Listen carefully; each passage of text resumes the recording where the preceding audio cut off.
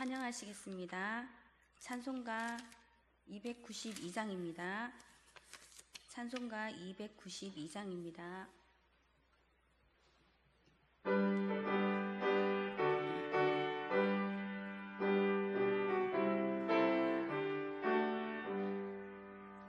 주 없이 살 수 없네 죄인의 구주여 그 귀한 보배 피로 날 구속하소서 구주의 사랑으로 흘리신 보혈이 내 소망 나의 위로 내 영광 됩니다. 주 없이 살 수 없네 나 혼자 못 서리 힘없고 부족하며 지혜도 없도다 내 주는 나의 생명 또 나의 힘이라 주님을 의지하여 지혜를 얻으리 주 없이 살 수 없네 내 주는 아신다 내 영의 깊은 간구 마음의 소원을 주밖에 나의 마음 네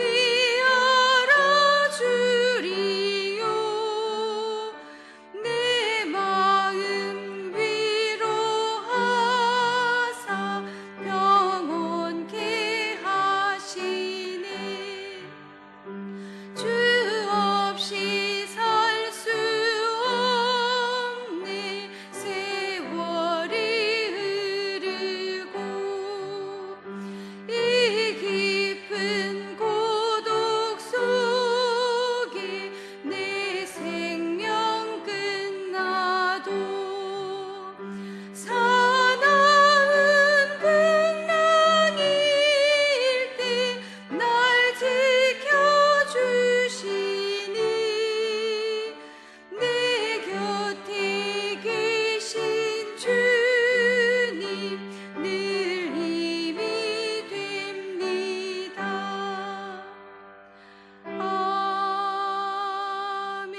아멘.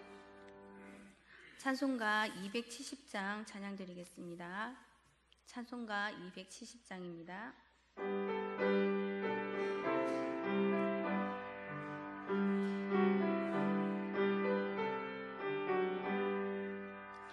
편찮는 주님의 사랑과 거룩한 보혈의 공로를 우리 다 찬양을 합시다.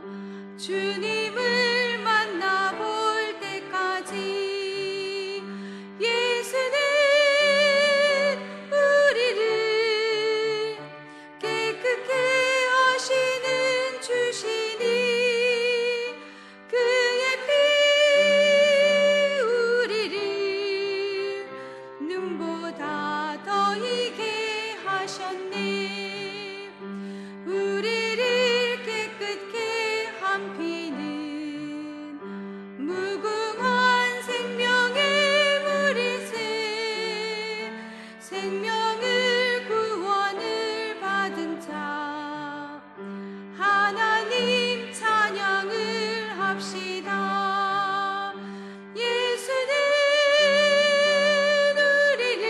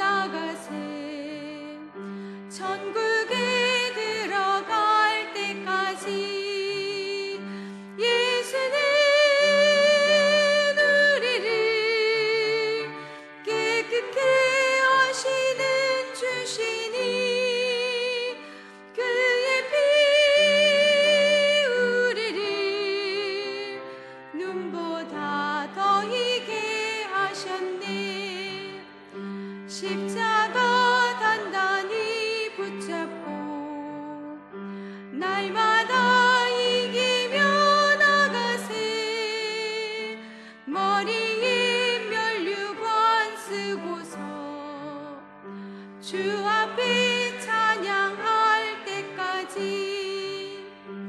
예수는 우리를 깨끗게 하시는 주시니 그의 피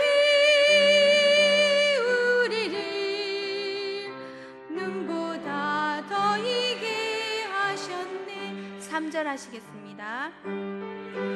거룩한 보혈을 날마다 입으로 간증해 담대히 싸우며 나가세.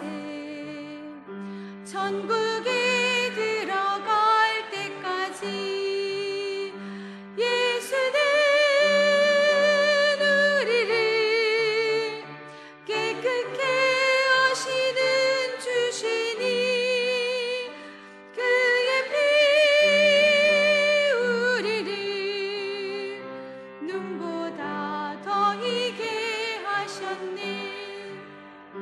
십자가 단단히 붙잡고 날마다 이기며 나가세. 머리에 면류관 쓰고서 주 앞에 찬양할 때까지 예수는 우리를 깨끗게 하시는 주시니 그의 피 우리를 눈보다 더 이게 하셨네. 기도하시겠습니다.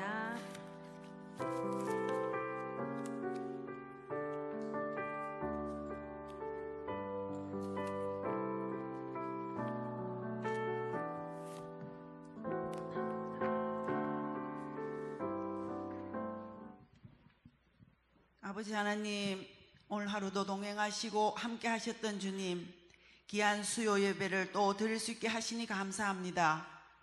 저희들의 생각과 삶이 항상 주님 보시기에 기쁨이 되기를 원합니다. 항상 깨어 있어서 준비된 자로 되어 있기를 원하며 생활의 바쁨 속에서도 주님의 손을 놓는 일이 없게 하옵시고 시험에 들지 않게 항상 깨어 기도하게 하옵소서. 말씀대로 준행하지 못함을 용서해 주시고 예수 십자가의 피로 깨끗게 하옵소서.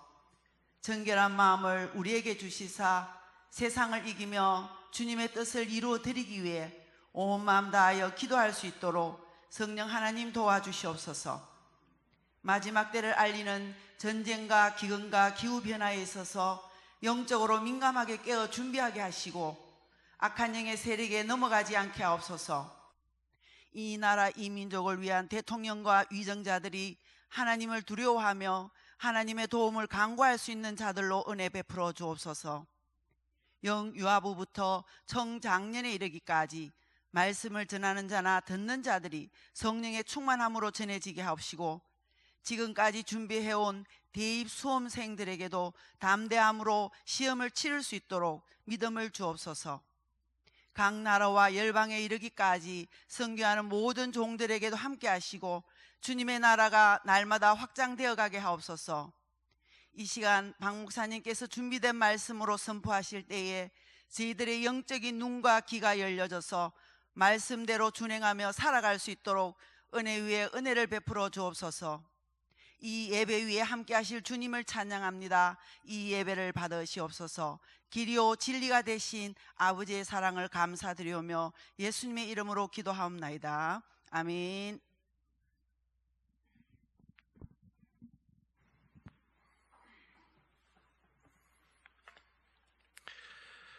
오늘 함께 보실 말씀은 창세기 14장 1절에서 16절 말씀입니다. 구약성경 16면 창세기 14장 1절에서 16절 말씀 한 절씩 교독하겠습니다. 당시에 신할왕 아므라벨과 엘라살왕 아리옥과 엘람왕 그돌라오멜과 고임왕 디다리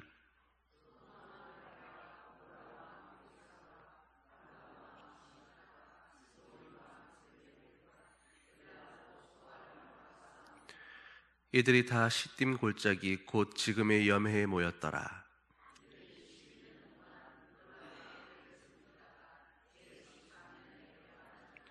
제14년에 그돌라오멜과 그와 함께한 왕들이 나와서 아스드롯 가르나임에서 르바 족속을, 함에서 수스 족속을, 사외 기리아다임에서 엠 족속을 치고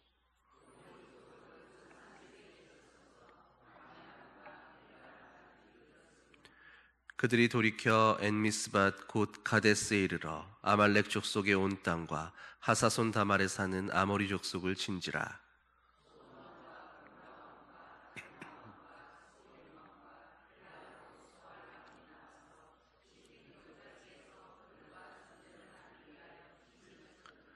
엘람왕 그돌라오멜과 고이망 디달과 시날왕 아므라벨과 엘라살왕 아리옥 네 왕이 곧 그 다섯 왕과 맞서니라.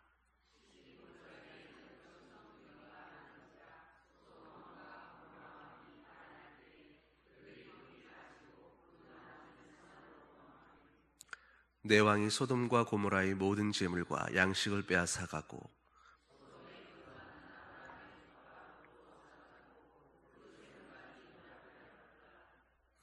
도망한 자가 와서 히브리 사람 아브라함에게 알리니 그때 아브라함이 아모리 족속 마므레의 상수리 숲을 근처에 거주하였더라. 마므레는 에스골의 형제요 또 아넬의 형제라. 이들은 아브라함과 동맹한 사람들이었더라.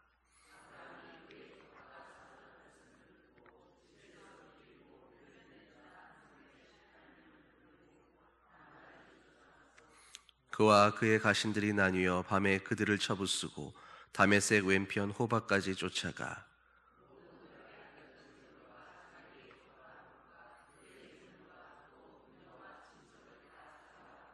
아멘.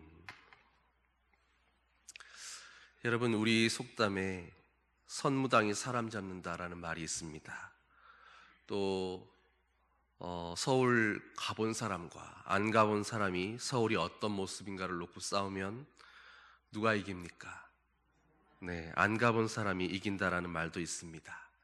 둘 다 무언가를 어설프게 배웠거나 혹은 대충 아는 사람이 얼마나 위험할 수 있는가를 이야기하는 것입니다. 그렇다면 어설프게 아는 것, 대충 아는 것이 왜 위험합니까? 그것은 제대로 배운 것이 아니기 때문에 결국에는 내 몸이 편한 대로, 내가 기억하기에 편한 대로, 내 생각에 편한 대로, 제멋대로 해석하고 제멋대로 받아들이고 제멋대로 익혀버리기 때문에 그런 것입니다. 정통이 아니라 자기 나름의 자기식의 무언가가 전혀 새로운 모습으로 다시 탄생하게 되는 것입니다.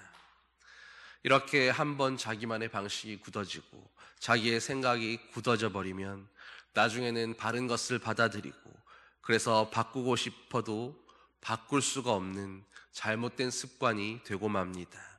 그것이 운동이든 혹은 어떤 가치관이나 사고방식이든 생각의 문제이든 결국 결과는 마찬가지입니다. 인생에서 그다지 중요한 문제가 아니라면, 그저 자기의 취미나 어떤 기호에 관련된 문제라면 이런 식으로 자기 방식의 그 대충의 방법도 큰 상관은 없을 것입니다. 그러나 그것이 정말로 중요한 문제라면, 우리의 생명과 관련된 문제라면 어떻게 되겠습니까? 의사가 의술을 대충 배우고 어설프게 알아서 그 어설픈 지식으로 대충 환자를 수술하고 대충 치료한다면 어떻게 되겠습니까?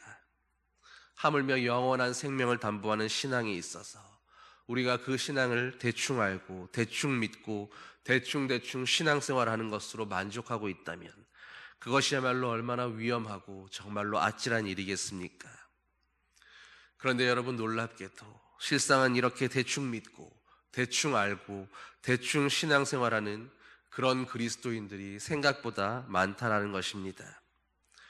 제가 살면서 한 가지 충격적인 이야기를 들은 일이 있었습니다.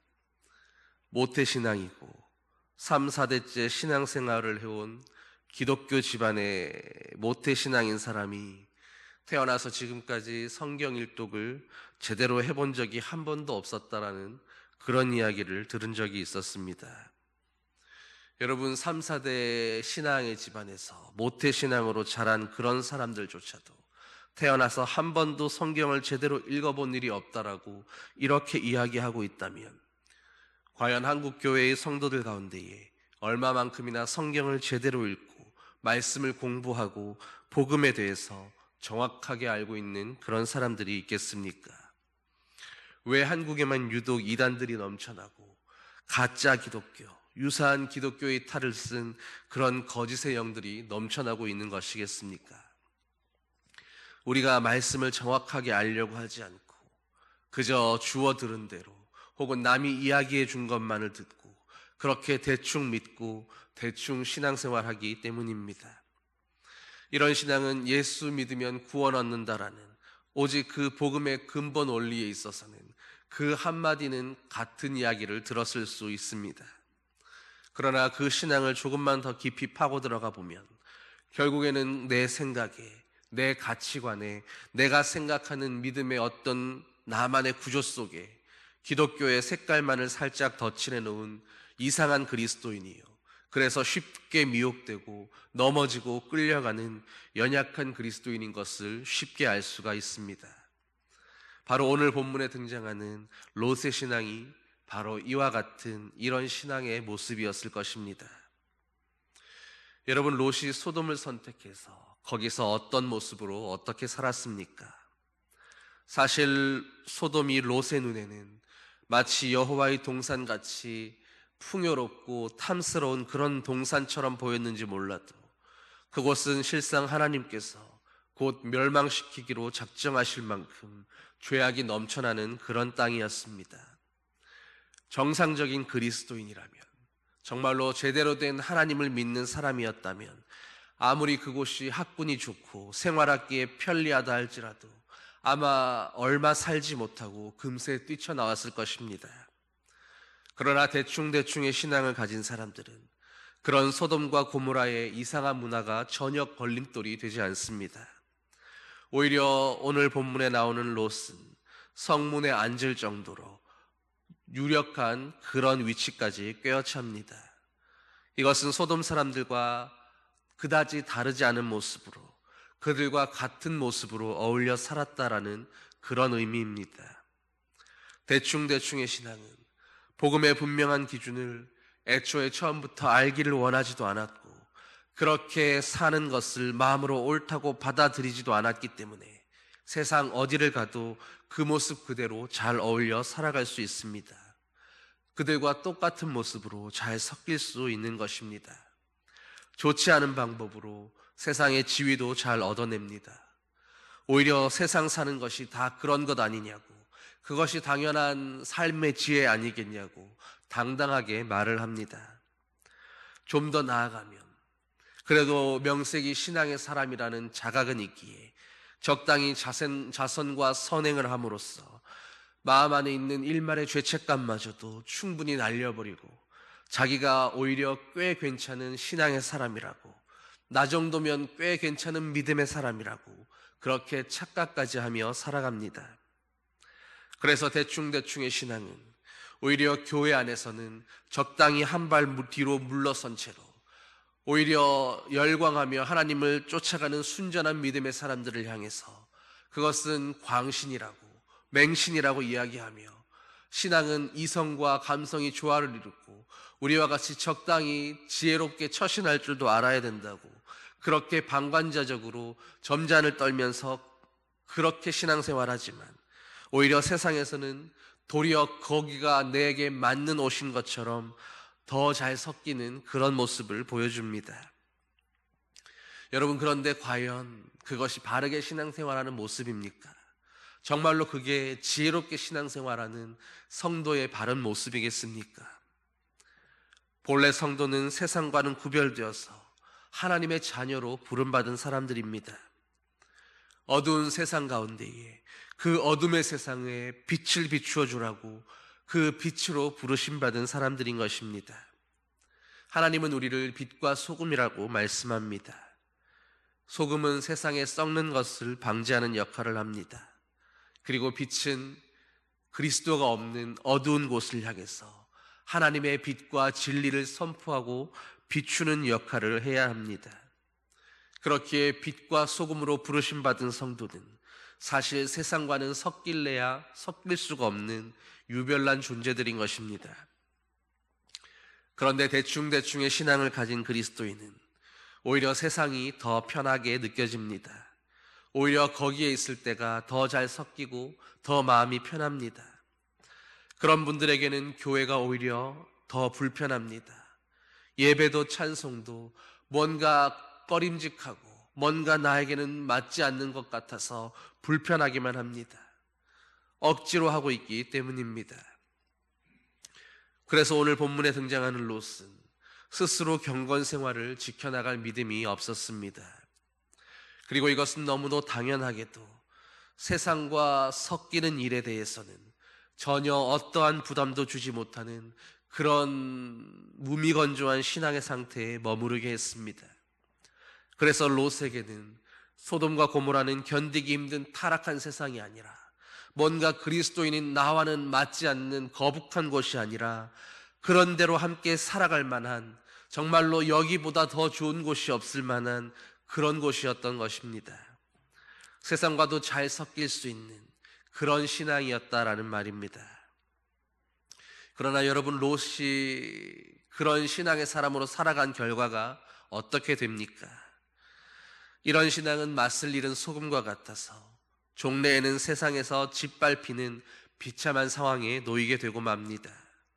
롯은 세상의 정신으로 충만해져서 자기 나름대로 냉정하게 계산할 대로 다 계산하고서는 아브라함의 곁을 떠나갔지만 그 결과는 그가 생각한 대로 좋은 것이 아니었습니다. 롯은 자신과는 전혀 상관이 없는 그런 전쟁의 소용돌이 속에 빠져들게 되었고 마침내 포로로 끌려가기까지 하였습니다. 무슨 일이 일어난 것입니까?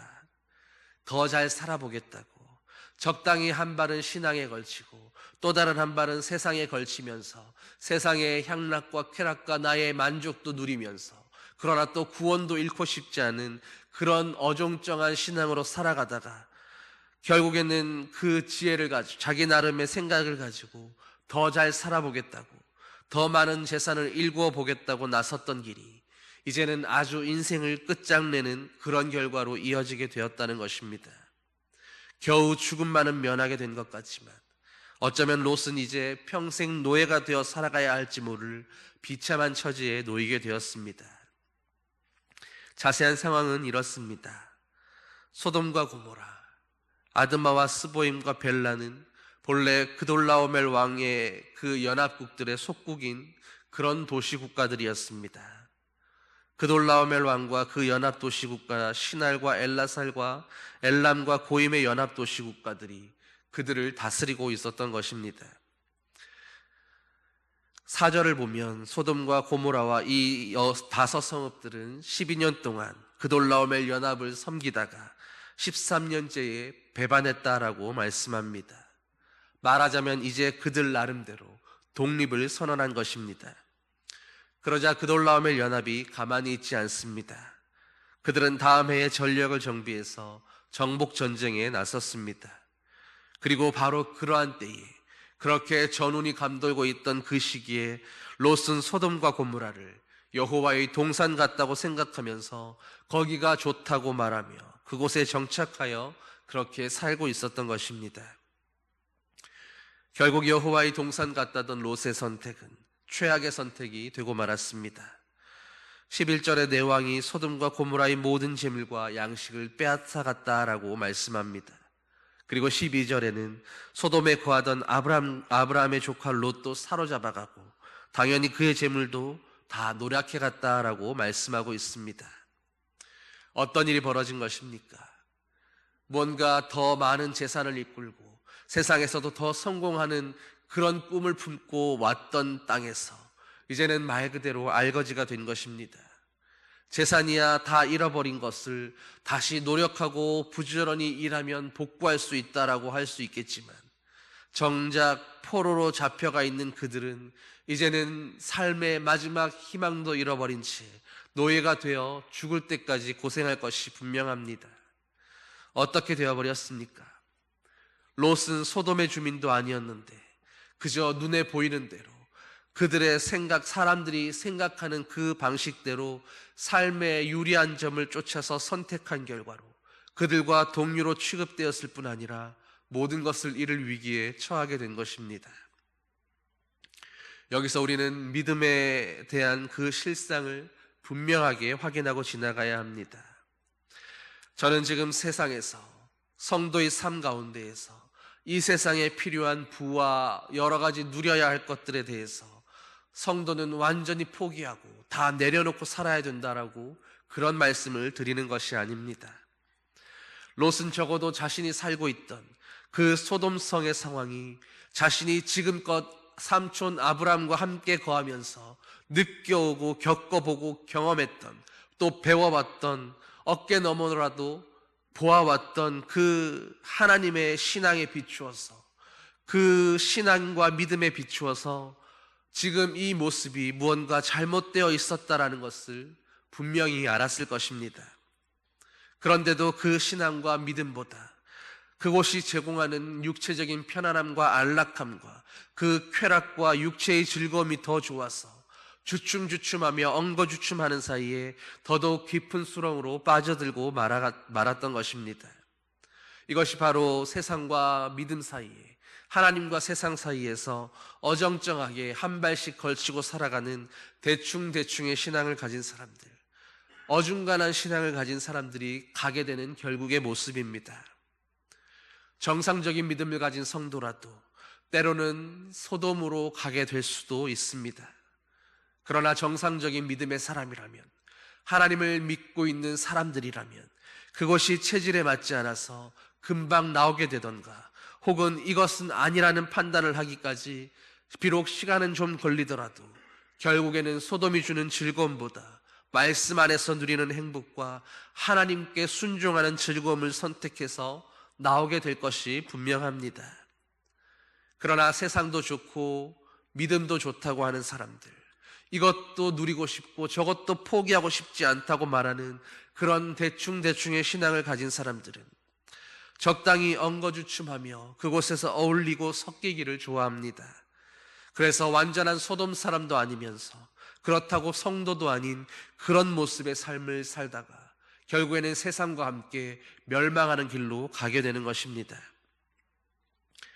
여러분, 오늘 그런 롯에게 그나마 한 가지 남은 복이 있었다면 그것은 다행히도 믿음의 원리대로 살려고 몸부림치는 고향과 친척과 아버지의 집을 떠나왔던 그 삼촌 아브라함이 그래도 남아 있었다라는 것입니다. 비록 롯이 삼촌을 떠났을 때에는 삼촌의 그 고리타분한 신앙과 삶의 방식이 싫어서 떠난 것이지만, 그러나 결국에는 그 삼촌의 고리타분함이, 그 삼촌의 변함없는 신실함이 하나님 앞에 타협하지 않고 끊임없이 믿음의 길을 경주해 갔던 그 결단이 바로 롯과 그 가족들을 구해낼 수 있는 그런 동아줄이 되었던 것입니다. 우리는 롯이 이렇게 포로가 되고 노예가 될 형편에 처하게 된 것이 전적으로 그의 선택이었으며 또 그 선택의 결과였던 것을 잊지 말아야 합니다. 그러나 롯이 그렇게 된 사실을 13절을 보면 도망한 사람이 와서 아브라함에게 알려주었다라고 말씀합니다. 아마도 롯의 집에서 종으로 있었던 그런 사람이었을 것입니다. 롯과 아브라함의 관계를 알지 못하는 그냥 전혀 외부의 사람이었다면 일부러 아브라함에게까지 찾아와서 그에게 그 소식을 전해주었을 리 없습니다. 이제 선택의 문제는 또다시 아브라함에게로 넘어왔습니다. 그런데 롯의 소식을 들은 아브라함이 어떤 선택을 합니까? 먼저 이때 아브라함의 상황을 보면 아브라함은 이제 거부가 되어 있습니다. 13절을 보면 아브라함은 인근 지역의 사람들과 동맹도 맺었습니다. 그리고 집에서 길리운 가신들이 318명이나 된다라고 말씀합니다. 전쟁에 나가 싸울 만한 집에서 길린 용맹한 무사들이 318명이나 되었다면 아브라함의 집에 딸린 모든 식솔들은 도대체 얼마만큼이나 된다라는 이야기겠습니까? 아브라함은 머나먼 이국 땅으로 와서 이제는 수많은 사람들을 거느린 거부가 되어서 지역의 유력자가 되어서 그 지역의 사람들에게 인정받으며 평안한 삶을 살고 있었습니다. 그런데 바로 그런 상황 가운데에서 비보를 전해 들은 것입니다. 조카 롯이 그돌라오멜 연합군에게 포로로 사로잡혀 갔다라는 끔찍한 소식입니다. 여러분, 이때 아브라함이 느꼈을 그 충격과 허탈감과 당혹감을 생각해 보시기 바랍니다. 롯이 어떤 조카입니까? 형제와 아버지가 돌아가시고 의지할 데 없어진 그 어린 조카를 혼자 둘 수 없어서 거두었습니다. 앞날을 알 수 없는 막막한 길에서 그래도 가족이니 함께 해야겠다고 그를 데리고 떠나왔습니다. 기근이 들어 먹고 살기 힘들어졌을 때도, 또 애굽으로 내려가서 아내를 빼앗기는 그 위협과 당혹스러운 상황 가운데에서도 조카 롯을 어떻게 해보겠다는 생각은 조금도 해본 일이 없었습니다. 자신이 인생의 가장 밑바닥에 떨어진 그 힘겨운 순간에도 조카 롯은 삼촌에게 어떤 조언이나 도움도 된 일이 없지만 그를 책망하거나 섭섭하게 여겼던 일이 없었습니다. 그런데 그런 조카가 애굽에서 나오고 돈이 좀 모이자 자신의 사랑과 믿음을 철저히 배신하고 이제는 저만 잘 살아보겠다고 좋은 땅을 택하여 떠나버렸습니다. 뒤도 돌아보지 않았습니다.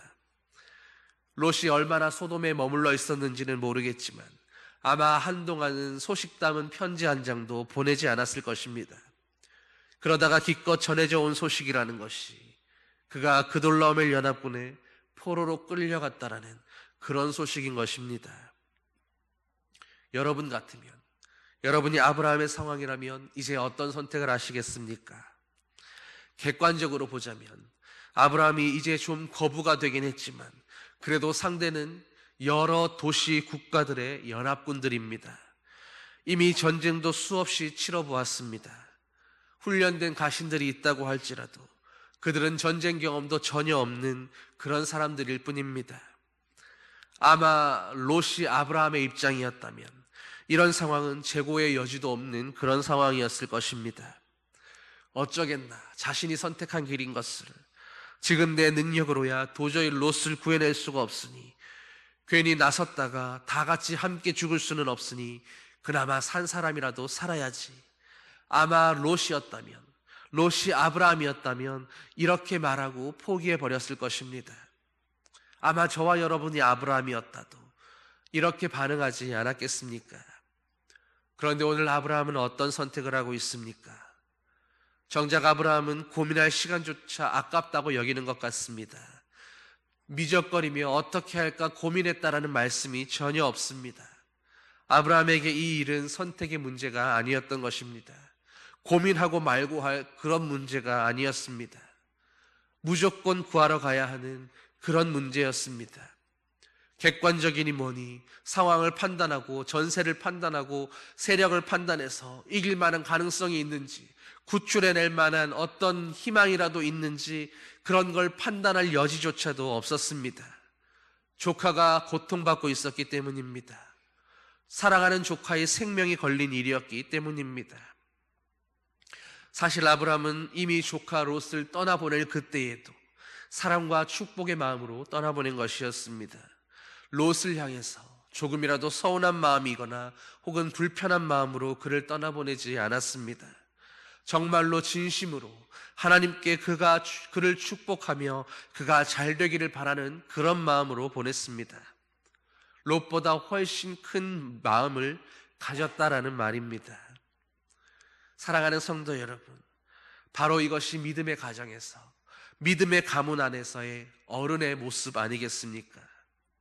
아브라함은 이렇게 끊임없이 하나님 앞에서 믿음으로 사는 법을 훈련하면서 지금도 계속해서 성장해 가고 있었습니다.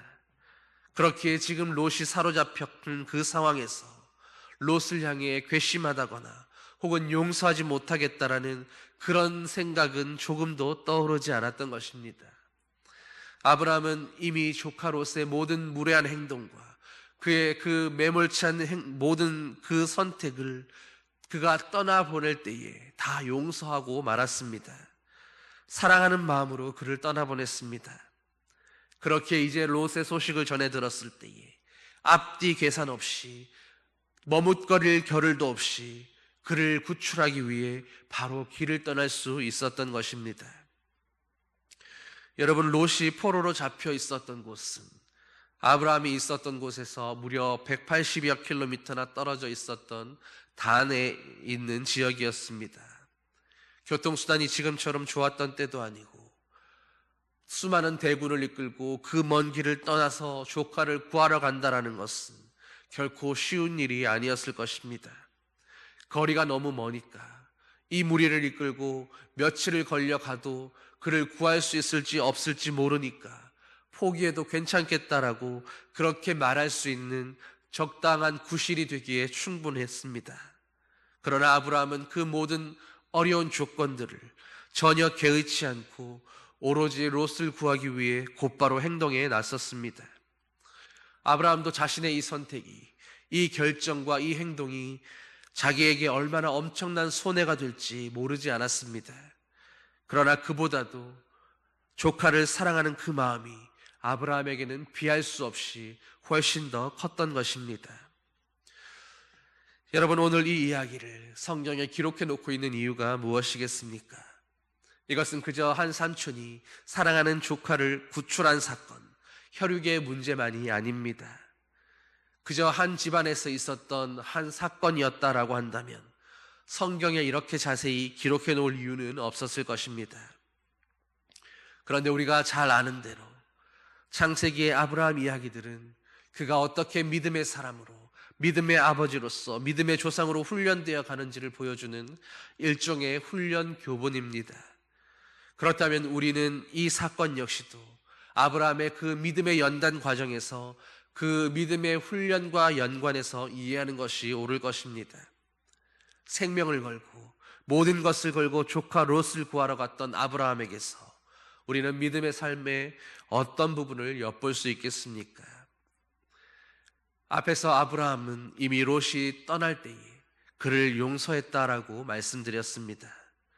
그렇게 아브라함은 지금 이 순간에도 롯을 구하러 가면서 다른 생각을 하지 않을 수 있는 것입니다. 그래서 저는 믿음의 삶이란 연약한 롯을, 아직 믿음도 잘하지 않고 여러 번 실수도 하고 넘어지기도 하는 그 롯이지만 그럼에도 불구하고 그를 용납하고 그를 진심으로 용서하고 사랑하는 것이다 라고 말씀드리고 싶습니다. 그래야 오늘의 아브라함처럼 신속하게 그를 구하러 갈 수가 있기 때문입니다.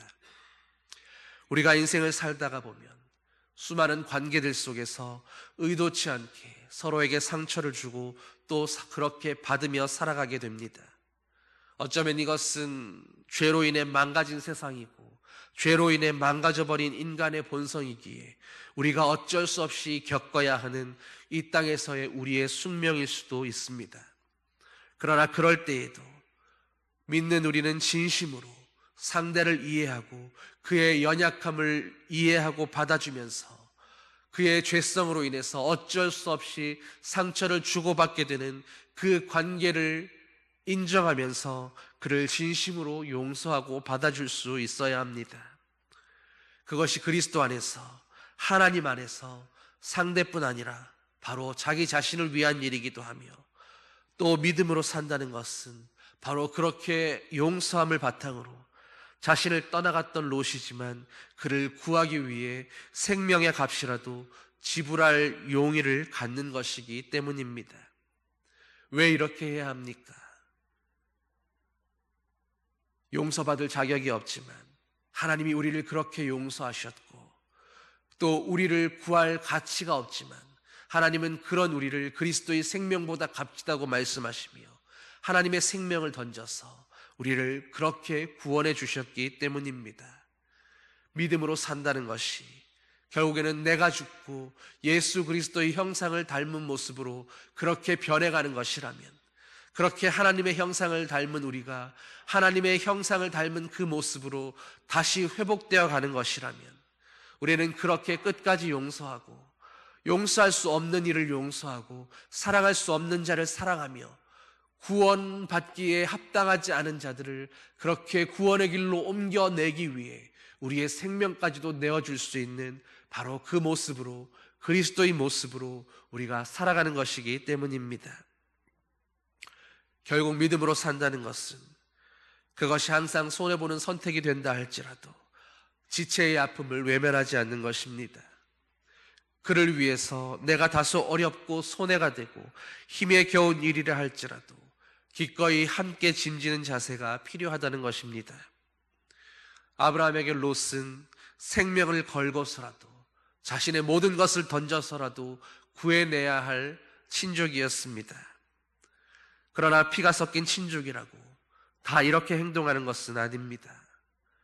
믿음의 원리를 따라서 훈련되어 가던 아브라함이었기에 하나님 안에서 하나님의 사랑을 배웠고 그 사랑을 실천하며 사는 것을 이제는 훈련받은 그런 아브라함이었기에 이 사건은 그 시작도 끝도 오직 그 믿음의 원리를 따라 아브라함이 믿음으로 선택한 그런 사건이었다라는 것입니다.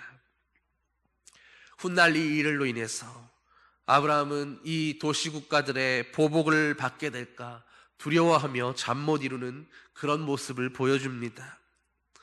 지금 이 순간의 선택은 아브라함에게도 분명 대단히 어려운 선택이었다라는 것입니다. 그럼에도 아브라함은 이 일을 통해서 기꺼이 용서의 삶을, 손해를 선택하는 그런 믿음의 삶을 훈련받고 있었던 것입니다. 오늘 본문에서 중요한 것은 아브라함은 지금 이 순간에도 여전히 믿음의 원리를 따라서 잘 성장해 가고 있었다라는 것입니다. 그는 계속해서 믿음 안에서 변해가고 있었습니다. 하나님이 인정하시는 그 믿음의 조상이 되기까지 그의 믿음은 자라가고 있었던 것입니다. 믿음의 삶은 우리의 현실과 전혀 동떨어진 별개의 것이 아닙니다. 관념적인 것도 아니며 그저 마음의 위안만을 주는 어떤 것도 아닙니다. 믿음의 원리는 아브라함에게 있어서도 마찬가지였고 바로 지금 이 순간에 우리에게도 우리 모두의 삶을 관통하는 삶의 원리이자 실제인 것입니다. 그것을 오늘 아브라함이 그의 삶을 통해서 구체적으로 보여주고 있는 것입니다. 그러므로 오늘 본문을 통해서 우리가 물어야 할 질문은 바로 오늘 우리는 이 믿음의 원리를 따라 잘 성장하고 있느냐 하는 것입니다.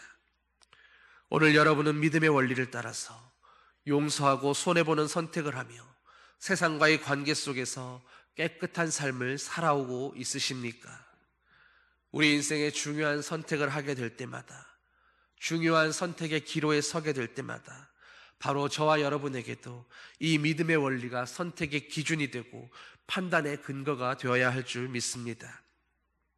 오늘 아브라함의 선택은 사실 냉정하게 보자면 정말로 무모해 보이는 어리석은 선택이었습니다. 그러나 우리 안에 있는 선한 양심이 하나님을 믿는 그 믿음의 원리가 그것을 하라고 할 때에는 기꺼이 순종하겠다라는 그런 의지를 갖는 것이 바로 믿음으로 사는 그런 삶입니다. 우리는 롯에게서 대충 신앙생활에서는 결코 이런 믿음의 삶을 살 수 없다는 것을 배우게 됩니다. 내가 인격적으로 예수님을 만나고 내가 스스로 예배의 자리를 찾아가고 내가 기도하고 내가 하나님을 찾고 묵상하는 바로 그런 그리스도인이 되어야 우리는 소돔과 고모라라는 그 아름다워 보이는 세상의 시류에 휩쓸리지 않고 미혹되지 않을 수 있습니다. 소돔에서 나와야 할 때에 늦지 않게 나올 수 있고 타협하지 말아야 할 상황에 타협하지 않을 수 있는 것입니다. 물에 물 탄 듯이 술에 술 탄 듯이 민숭맹숭하고 대충인 그런 신앙인이 아니라 아브라함과 같이 정말로 하나님 앞에서 자신의 삶을 걸고 인생을 걸고 스스로 결단하고 선택함으로 주님을 따를 수 있는 저와 여러분 모두가 정말로 그렇게 하나님 앞에서 뜨거운 그리스도인들 될 수 있기를 오늘도 주님 앞에서 믿음의 선택을 함으로 주님이 인정하시는 그런 믿음으로 자라가는 저와 여러분 될 수 있기를 예수님의 이름으로 간절히 축원합니다. 기도하시겠습니다.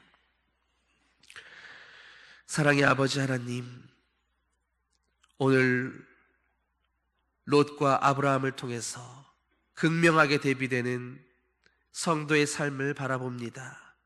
오늘 우리의 믿음은 롯의 믿음입니까? 아니면 아브라함의 믿음입니까?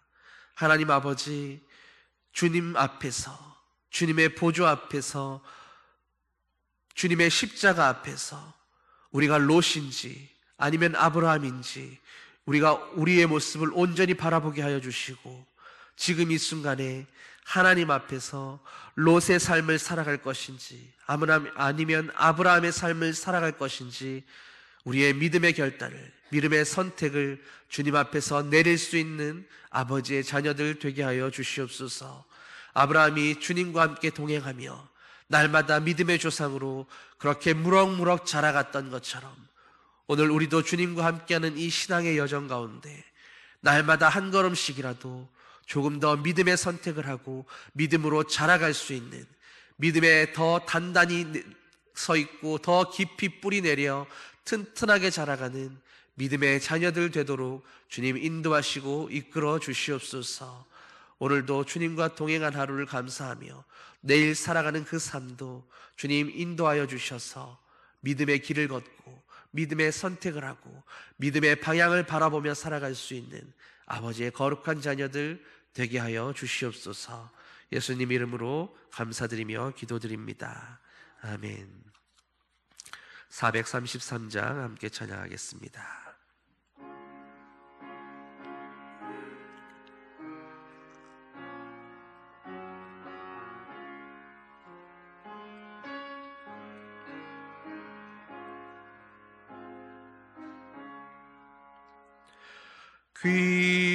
귀하신 주여 날 붙드사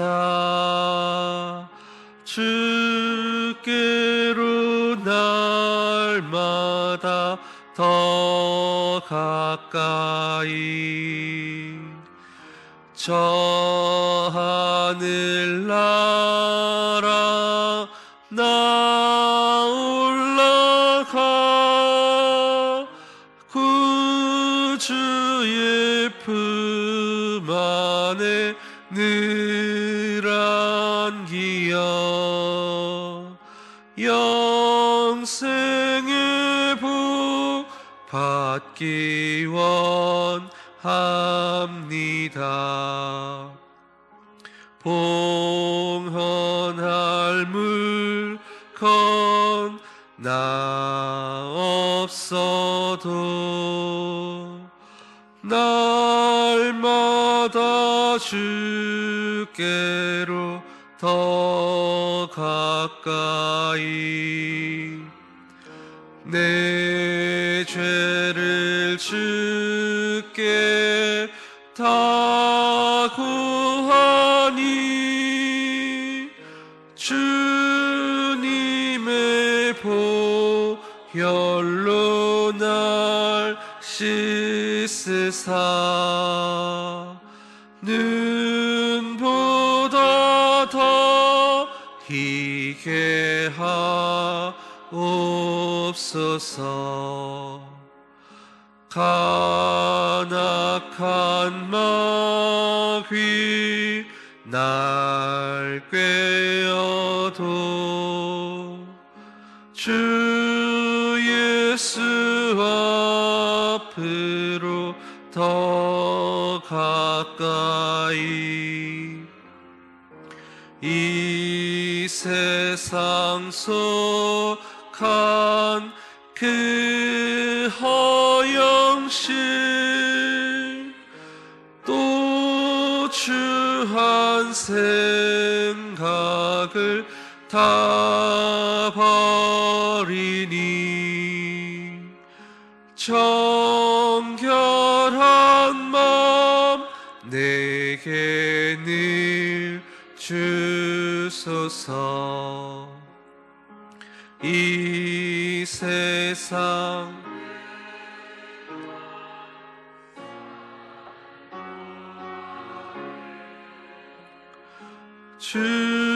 주께로 날마다 더 가까이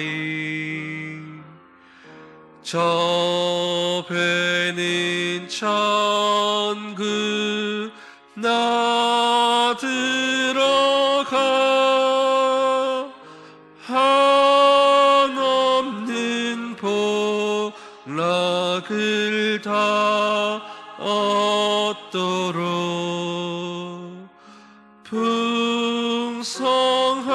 풍성하는 해를 주옵소서.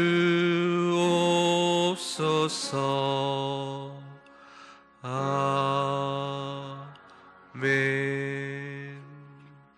주기도문으로 함께 기도하겠습니다. 하늘에 계신 우리 아버지, 아버지의 이름을 거룩하게 하시며 아버지의 나라가 오게 하시며 아버지의 뜻이 하늘에서와 같이 땅에서도 이루어지게 하소서. 오늘 우리에게 일용할 양식을 주시고 우리가 우리에게 잘못한 사람을 용서하여 준 것 같이 우리 죄를 용서하여 주시고 우리를 시험에 빠지지 않게 하시고 악에서 구하소서. 나라와 권능과 영광이 영원히 아버지의 것입니다. 아멘.